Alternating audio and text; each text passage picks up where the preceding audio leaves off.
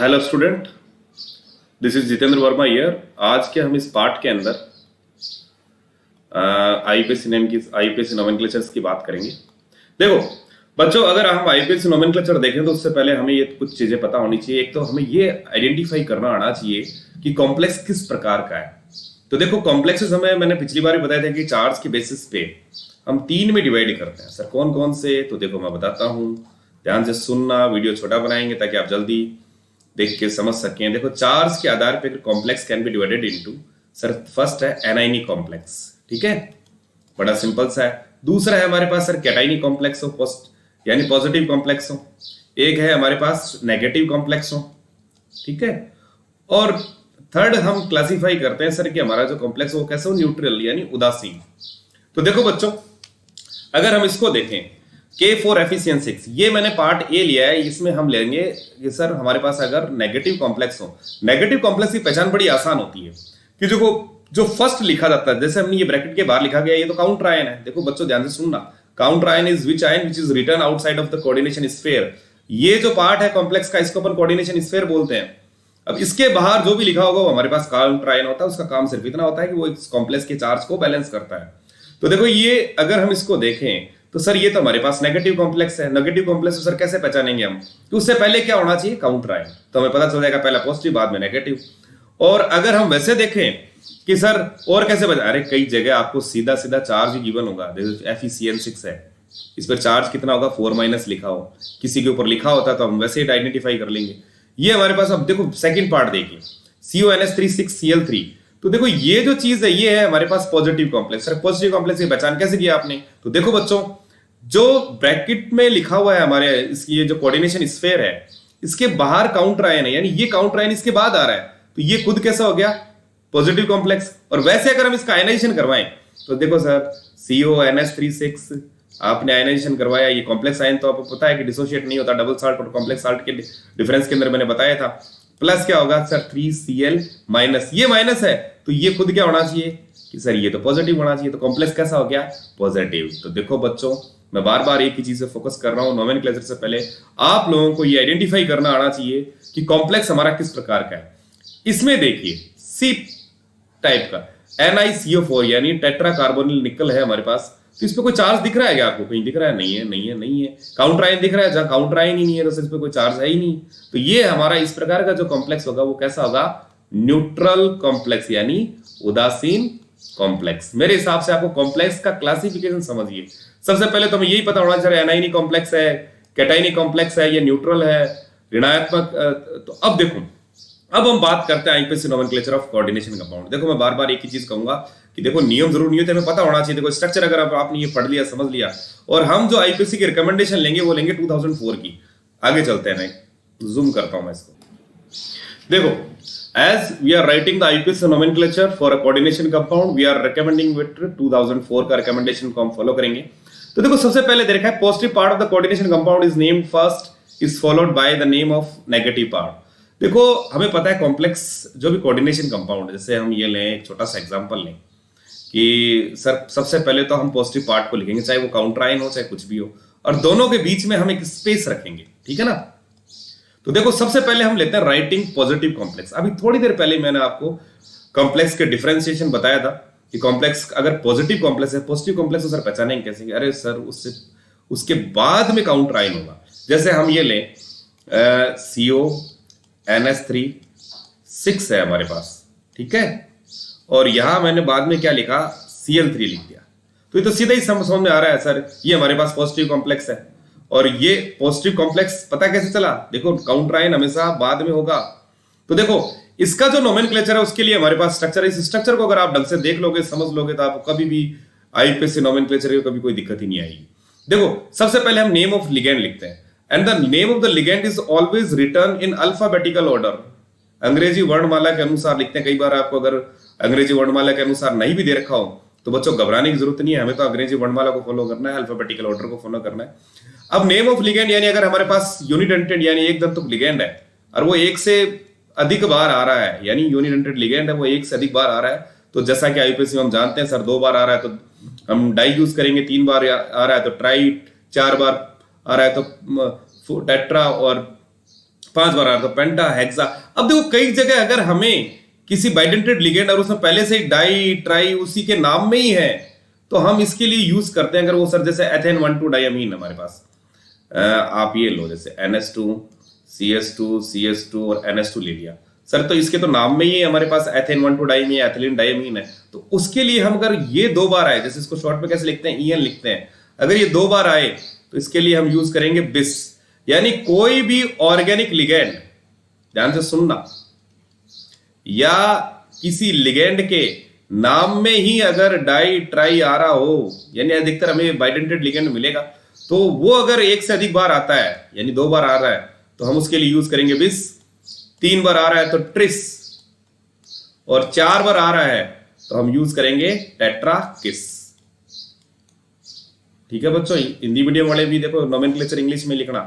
मेरे हिसाब से बात समझ में आ रही होगी आप लोगों को, थोड़ा ये मिटा देता हूं मैं। आ गया सर समझ में, डाई ट्राई टेट्रा यूज करना है अगर ऑर्गेनिक लिगेंड हो, या वो अगर एक से अधिक बार आ रहा है तो हमें यूज करना है बिस। ट्रेस अगर 1-2 बार आए तो बिस, 3 बार आए तो ट्रेस, 4 बार आए तो टेट्राकिस। ठीक है बच्चों, तो देखो एथेन एथिलीन एथेन 1,2 डायमीन या एथिलीन डायमीन या बहुत सारे ऐसे हैं जिसके अंदर। नेक्स्ट नेम ऑफ लिगेंड के बाद हम यूज करेंगे मेटल एटम। मेटल एटम का जो नाम है उसको एज इट इज हम पुटअप कर देंगे। ठीक है, फिर हम लिखेंगे ऑक्सीडेशन नंबर। अब ऑक्सीडेशन नंबर अभी थोड़ी देर पहले हमने पिछले वीडियो में बताई थी आपको ऑक्सीडेशन नंबर कैसे फाइंड आउट करते हैं। वो लिखी जाएगी हमारे रोमन लेटर्स के अंदर, रोमन संख्या में लिखेंगे। जैसे फर्स्ट है तो फर्स्ट ऐसे लिखेंगे, सेकंड है तो ऐसे लिखेंगे, थर्ड ऐसे लिखेंगे, और इसको ब्रैकेट में लिखेंगे, ध्यान रखना। ठीक है ना, इस तरह के ब्रैकेट में लिखेंगे। उसके बाद में हम लिखेंगे काउंटर आयन। काउंटर आयन में एक विशेष तौर पे ध्यान रखना बच्चों, इसके अंदर अगर वो एक से अधिक बार आ रहा है तो डाई ट्राई और टेट्रा जैसे शब्दों का प्रयोग ना करें। ठीक है, जैसे हम एक छोटा सा एग्जांपल लेते हैं। जैसे मैंने एग्जांपल लिया एक पॉजिटिव कॉम्प्लेक्स का, जैसे कोबाल्ट है, ये हमारे पास NH3 है, सिंपल सा एक एग्जांपल लेते हैं। इसके बाहर हमारे पास काउंटर आयन है। सर इसका नाम कैसे लिखो? अरे बड़ा इजी, देखो सबसे पहले लिगेंड ये रहा लिगेंड, कितनी बार आ रहा है ये? 6 बार। तो आप इसको देखो यहां इसको फॉलो करो, नेम ऑफ लिगेंड, उसके आगे अगर वो 2 से आ रहा है तो देखो ये कितनी बार आ रहा है, कितनी बार आ रहा है भाई? 6।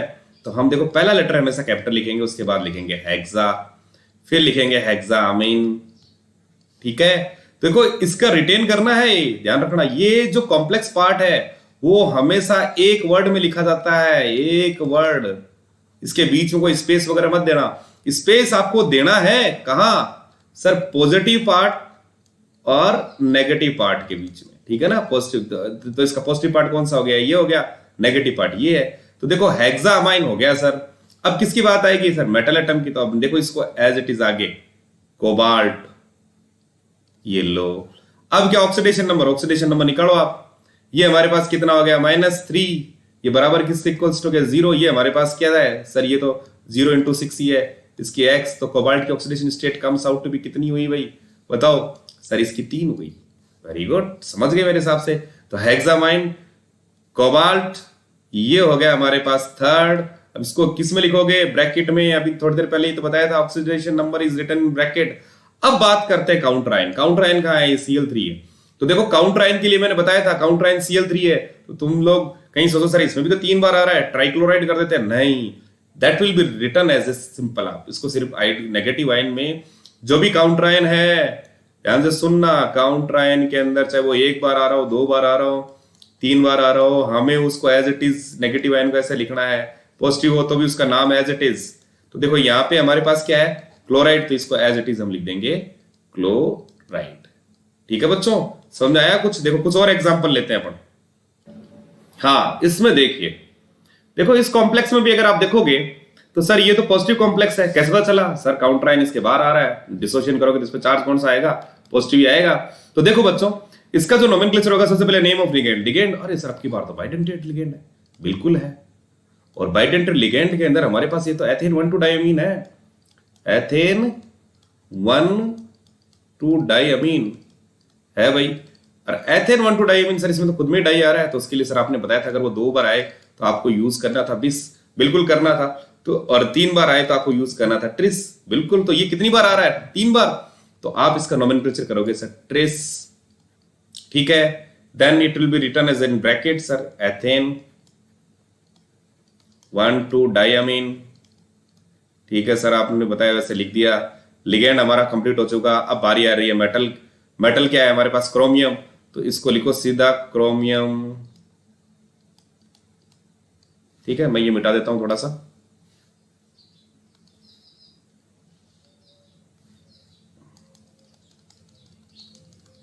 क्रोमियम। ठीक है, अब यहां देखिए क्रोमियम के बाद हमारे पास बस देखो मेटल आयन भी हो गया। ऑक्सीडेशन नंबर देखिए सर, इसका तो सर ये तो जीरो होता है, बिल्कुल होता है। तो हमारे पास इसका ऑक्सीडेशन निकालोगे आप बराबर जीरो करके, तो ये -3 है, ये इसका ऑक्सीडेशन निकल के आएगा, तो हमारे पास 3 +3 के अंदर, तो ब्रैकेट में लिखोगे आप प्लस जो भी थर्ड है।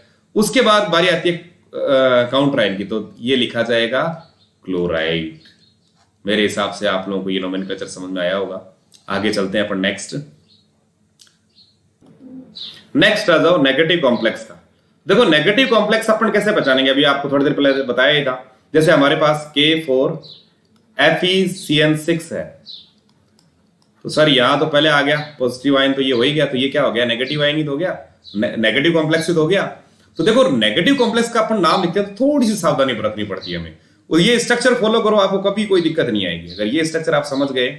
देखो सबसे पहले नेम ऑफ कैटाइन लिखेंगे भाई, ऑब्वियसली नेम ऑफ कैटाइन कौन होगा? हमारा काउंटर आयन ही तो है। और काउंटर आयन के लिए देखो मैंने आपको कंडीशन बताई थी, उसमें चाहे डाई हो, ट्राई हो, चाहे कुछ ही हो, ऐसा कुछ भी यूज नहीं करना हो, चाहे कितनी बार आ रहा हो। तो देखो बच्चों ध्यान से सुनना और समझने का प्रयास करना। यहां लेते हैं हम देखो, फिर उसके बाद क्या लेना? Name of cation. Name of cation कहा सर? ये रहा कैटाइन।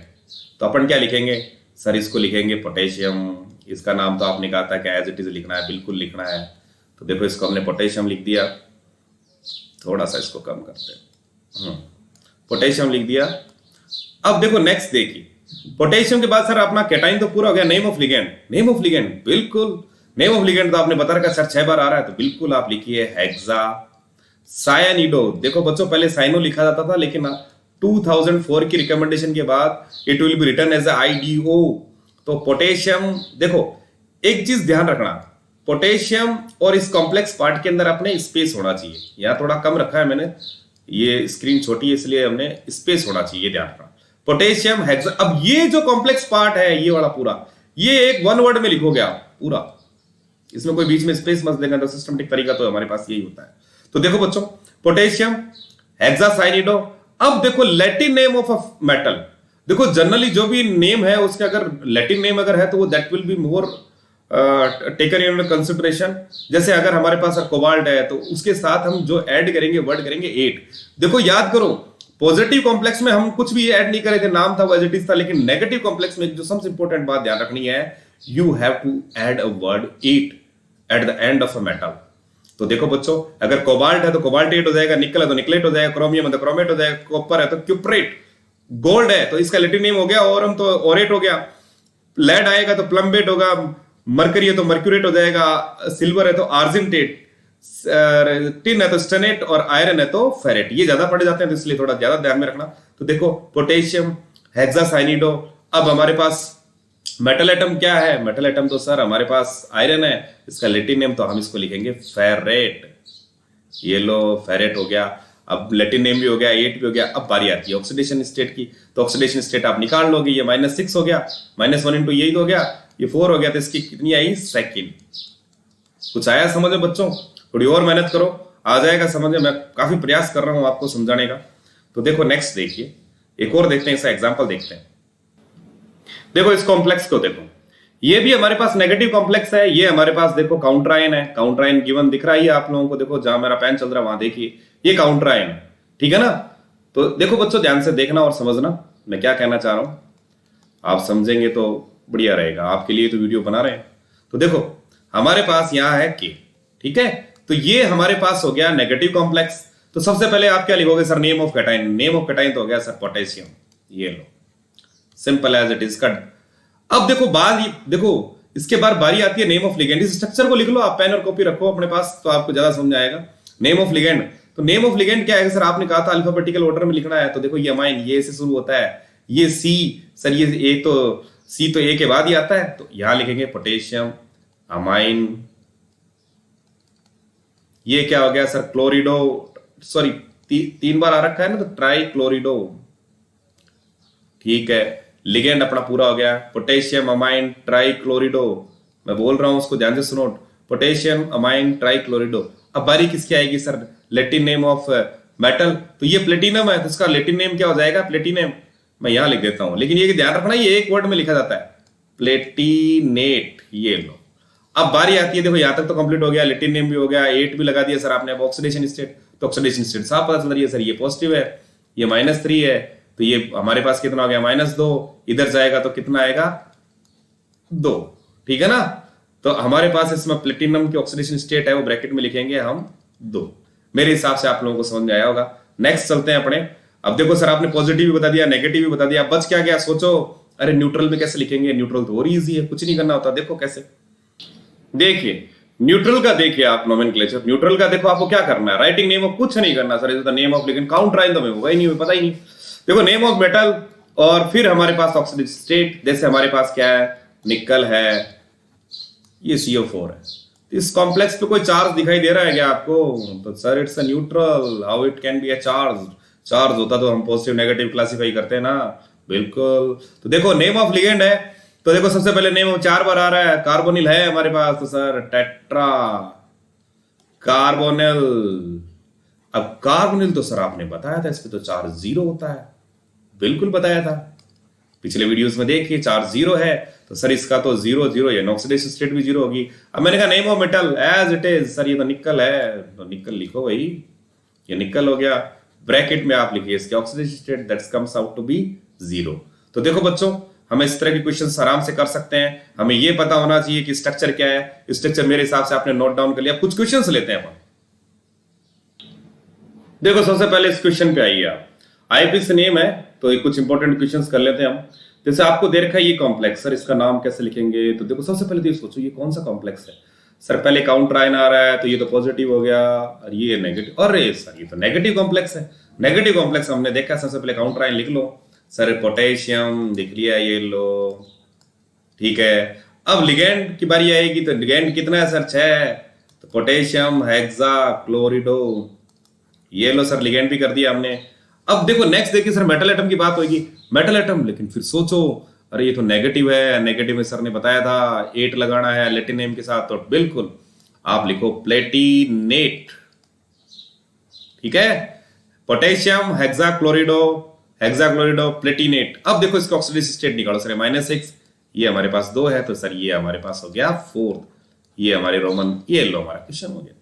तो देखो बच्चों, जब भी नोमेनक्लेचर लिखो आईपीएससी, तो first consider about whether particular complex is in a negative complex और पॉजिटिव कॉम्प्लेक्स, आप इसका ध्यान रखिए। फर्स्ट हो गया हमारे पास, सेकंड देखिए सर, अरे ये तो -4 लगा दो, पहले ही पता चल रहा है सर ये तो नेगेटिव कॉम्प्लेक्स है। तो देखो सबसे पहले लिगेंड, क्योंकि इसमें काउंटर आयन है नहीं, तो देखो काउंटर आयन होता तो हम पहले काउंटर आयन लिखते, तो देखो यहां हमारे पास हो गया टेट्रा सायानिडो, ये लो लिगेंड कंप्लीट हो गया। अब बारी आती है मेटल की, तो ये हो गया सर नेगेटिव है, 8 यूज करना है, बिल्कुल करेंगे, निकलेट, माइनस, तो अपने पास ये माइनस है, तो इसकी ऑक्सीडेशन स्टेट कैसे निकालोगे भाई, ये -4 हो गया, ये हमारे पास x है, ये बराबर हो गया -2। अब ये 4 इधर जाएगा तो प्लस में चला जाएगा, तो हमारे पास कितना आ जाएगा ऑक्सीडेशन स्टेट, सेकंड।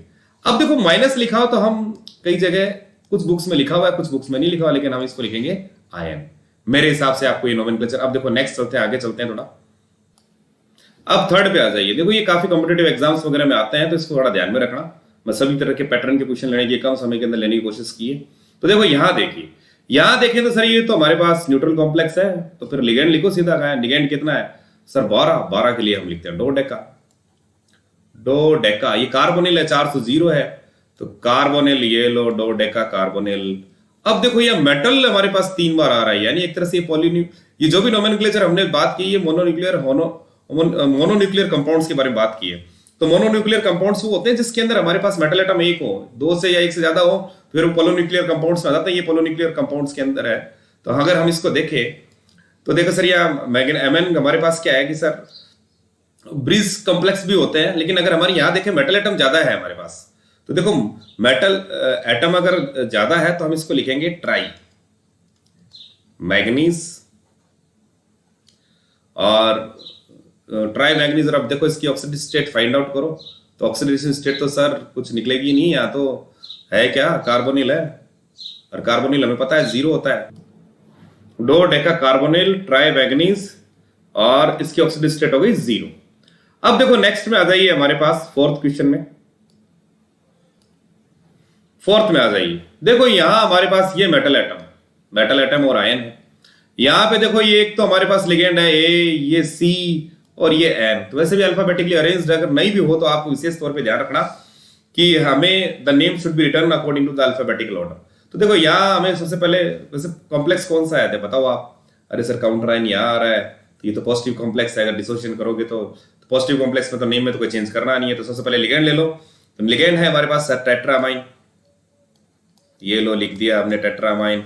उसके बाद क्या है क्लोरिडो, ये लो हमने क्लोरिडो लिख दिया। उसके बाद सर नाइट्रो, ये लो। उसके बाद सर मेटल एटम लेते हैं कोबाल्ट, मेटल एटम हो गया। देखो ये क्या है, ये पोर्शन कौन सा गया है लिगेंड का, ये मेटल का।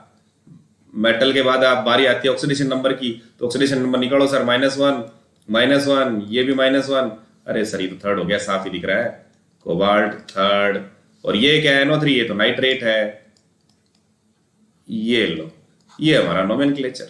ऐसे ही अगर हम फिफ्थ में चलते हैं तो देखो सबसे पहले तो क्लोरीन। तो देखो ये हमारे पास हो गया डाई क्लोरिडो बिस एथेन 1 रुको -2 डाइअमीन, ठीक है। डाई क्लोरिडो बिस कोबाल्ट,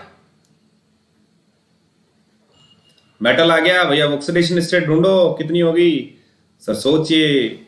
ये हमारे पास -2, ये तो 0 है, ये -2 है, तो कोबाल्ट फोर्थ। और ये आंसर हो गया, इस लास्ट में लिखेंगे अपन काउंटर आयन सल्फेट। देखो बच्चों समझ में आ रहा है ना। लास्ट वाला बड़ा इंपॉर्टेंट है, ये वाला क्वेश्चन काफी एग्जाम्स में आ रखा है, आपके नीट में भी आ रखा है, एम्स में भी आ रखा है, बोर्ड एग्जाम्स में भी आ रखा है। तो देखो इसको देखो ध्यान से सुनो कि देखो सर इस तरह का हो तो इसके कई तरह के अपन नाम देखें। हमें पता है कि अगर आयरन ऑक्सीडेशन स्टेट +2 में होता है तो फेरस लिखते हैं, Fe+3 में होता है तो एक यानी फेरिक हो गया ये।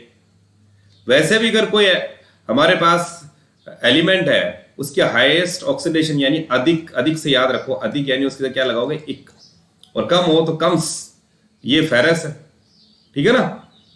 तो यहां देखिए हमारे पास सर, यहां अगर हम देखें तो ये हमारे पास -6 हो गया, मल्टीप्लाइड बाय तो ये -18 कम्स आउट टू बी 18। ये हमारे पास अगर 2 रखें तो हमारे पास हो जाता है 6, यानी टोटल कितना हुआ -12। अब -12 को बैलेंस करने के लिए हमारे पास पॉजिटिव चार्ज कितना होना चाहिए +12। अब +12 अगर हम देखें तो सर कितने आयरन्स में डिस्ट्रीब्यूट करें, 4 में। तो 4 में अगर कैसे होगा, 4 में सोचो 12 का अगर डिवाइड करेंगे 4 पे तो कितना आएगा, +3 तो आएगा। तो देखो इसकी ऑक्सीडेशन स्टेट हमारे पास आती है, वो होती है Fe+3। इसकी जो होती है हमारे पास होती है Fe+2। तो देखो कई बार एक्सेप्शन के अंदर भी ध्यान रखना, हम काउंटर आयन की कभी भी ऑक्सीडेशन स्टेट नहीं लिखते, लेकिन इसमें लिख सकते हैं। यहाँ हमारे पास जो आंसर होगा इसका वो होगा हमारे पास, मैं थोड़ी चेंज कर लेता हूं ताकि 1 सेकेंड इसको मिटा ही देते हैं थोड़ा सा। तो यहां हम इसका जो नाम लिखेंगे देखो बच्चों, तो हमारे पास जो नाम होगा फर्स्ट देखना एक बार और समझना।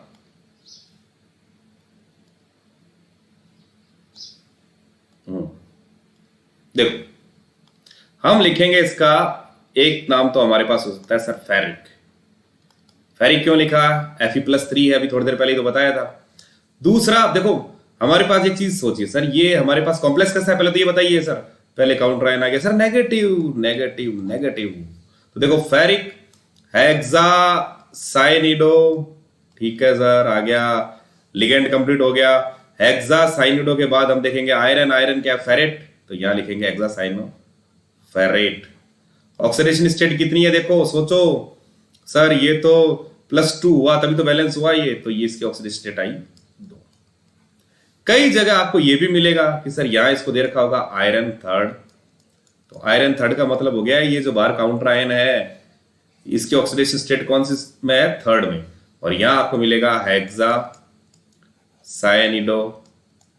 Ferret second. ठीक है, तो देखो बच्चों, इस तरह से अपन ने क्या किया, एक नोमेनक्लेचर का पोर्शन किया। आपके एनसीईआरटी बुक के अंदर जो क्वेश्चंस दे रखे उनको करिए, जो इंपॉर्टेंट थे कुछ वो मैंने आपको यहाँ सॉर्ट आउट कर दिए। और देखते रहिए वीडियो और पढ़ते रहिए। छुट्टियां पड़ रही है तो पढ़ो, अच्छा रहेगा। हम भी वीडियो बना लेते हैं छोटे मोटे, तो उससे भी आप एडवांटेज लीजिए, देखिए और क्वेश्चंस घर पे करिए। ठीक है, इतनी देर देखने के लिए आप लोगों का थैंक यू।